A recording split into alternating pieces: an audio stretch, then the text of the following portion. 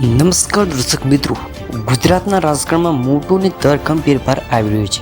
જી હા મિત્રો, હવે બીજી પાર્ટી ચર્ચામાં આવી રહી છે, કોકરેજ જનતા પાર્ટી. જી હા મિત્રો, આ નવી પાર્ટી પણ આવીને ધૂમ મચાવી રહી છે. આખરે કોકરેજ જનતા પાર્ટીનો ફાયદો કોને થઈ રહ્યો છે? શું આ પાર્ટી ભાજપને નુકસાન કરશે? શું કોંગ્રેસને ફાયદો થશે કે પછી આ માત્ર સોશિયલ મીડિયા પર ચાલતો એક ટ્રેન્ડ છે? મિત્રો, છેલ્લા કેટલાક દિવસોથી સોશિયલ મીડિયા પર એક જ નામ ધૂમ મચાવી રહ્યો છે, કોકરેજ જનતા પાર્ટી. હજારો નહીં, લાખો નહીં, પરંતુ કરોડો લોકો આ નામ વિશે વાત કરી રહ્યા છે. કેટલાક લોકો તેને યુવાનો અવાજ કહી રહ્યા છે, કેટલાક લોકો તેને દેશની નવી રાજકીય ક્રાંતિ કહી રહ્યા છે, જ્યારે કેટલાક લોકો કહે છે કે આ માત્ર મીમ છે. પરંતુ સૌથી મોટો પ્રશ્ન, આખરે કોકરેજ જનતા પાર્ટી પાસેનું સત્ય શું છે? આ પાર્ટી કોના વિરુદ્ધ છે? આ પાર્ટીનો ફાયદો કોને થઈ શકે છે અને ભવિષ્યમાં આ પાર્ટી ચૂંટણી લડી શકે છે?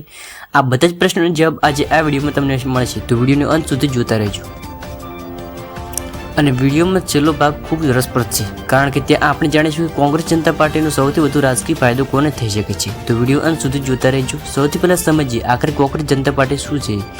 હાલમાં આ એક એવો જૂથ અથવા આંદોલન છે જે મુખ્યત્વે સોશિયલ મીડિયા પર ખૂબ ઝડપથી લોકપ્રિય બન્યો છે. તેના સમર્થકો કહે છે કે તેઓ યુવાનોનો પ્રશ્નો, બેરોજગારી, પેપર લીક અને શિક્ષણ સંબંધિત મુદ્દાઓને આગ લાવવામાં આવે છે.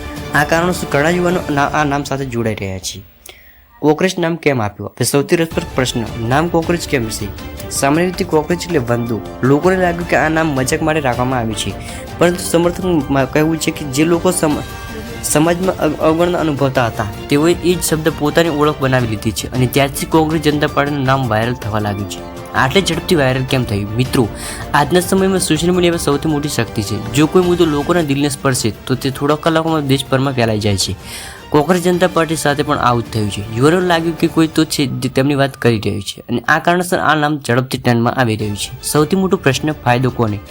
હવે વાત કરીએ સૌથી મહત્વના મુદ્દાની. આખરે કોંગ્રેસ જનતા પાર્ટીનો ફાયદો કોને થઈ રહ્યો છે? જો રાજકીય રીતે જોવામાં આવે તો હાલમાં કોઈ સ્પષ્ટ જવાબ નથી, પરંતુ રાજકીય વિશ્લેષકો કેટલાક અંદાજ લગાવી રહ્યા છે કે જો આંદોલન યુવાનોમાં વધુ લોકપ્રિય બને તો તે પરંપરાગત પક્ષો પર દબાણ દબાવી શકે છે. ભાજપ, કોંગ્રેસ, આપ તમામ પક્ષોને યુવાનોના મુદ્દાઓ પર વધુ ધ્યાન આપવું પડી શકે છે. એટલે સીધો ફાયદો કોઈ એક પક્ષને નહીં, પરંતુ યુવાનોમાં મુદ્દાઓને મળી શકે છે. શું ભાજપને નુકસાન થશે? આ પ્રશ્ન ઘણા લોકો પૂછે છે. શું ભાજપને નુકસાન થશે? હાલમાં એવું કહ્યું છે ખૂબ જ વહેરું છે, કારણ કે કોંગ્રેસ જનતા પાર્ટી હજી ચૂંટણીમાં ઉતરી નથી અને તેની પાસે મતદારોનો ચોક્કસ આધાર કેટલો તે પણ સ્પષ્ટ નથી. તેથી અત્યારે કોઈ નિશ્ચિત કાઢી શકાતું નથી. શું કોંગ્રેસનો ફાયદો? કેટલાક લોકો માને છે યુવાનો સરકારથી નારાજ હોય તો તેનો ફાયદો વિરોધ પક્ષનો થઈ શકે છે, પરંતુ એ પણ નિશ્ચિત નથી, કારણ કે ઘણા યુવાનો કોઈ પણ પરંપરાગત પક્ષ સાથે જોડાયેલા નથી. તેઓ માત્ર પોતાના મુદ્દાઓનો અવાજ ઉઠાવવા માંગે છે. શું માત્ર મીમ છે? આ પણ એક મોટો પ્રશ્ન છે. ઘણા લોકો માને છે કે આ માત્ર સોશિયલ મીડિયામાં ટ્રેન્ડ છે, પરંતુ બીજી તરફ ઘણા લોકો તેને ગંભીર આંદોલન તરીકે જોઈ રહ્યા છે. સાચું છે, તેનો જવાબ આગામી મહિનામાં મળશે. શું ચૂંટણી લડશે? હાલમાં સૌથી વધુ ચર્ચા થતો પ્રશ્ન, શું કોંગ્રેસ જનતા પાર્ટી ચૂંટણી લડી શકે છે? અત્યાર સુધી કોઈ મોટી ચૂંટણી લડનાર સત્તાવાર જાહેરાત થઈ નથી, પરંતુ જો ભવિષ્યમાં આ સંગઠન વધુ મજબૂત બને તો રાજકીય પાર્ટી તરીકે આગળ વધવાનો પ્રયાસ થઈ શકે છે. લોકો શું જાણવા માંગે છે?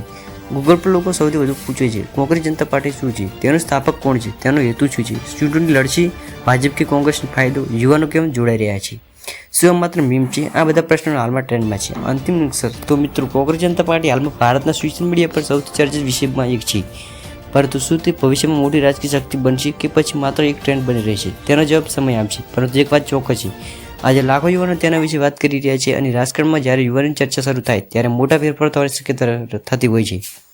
હવે તમારો અભિપ્રાય જણાવો. શું કોંગ્રેસ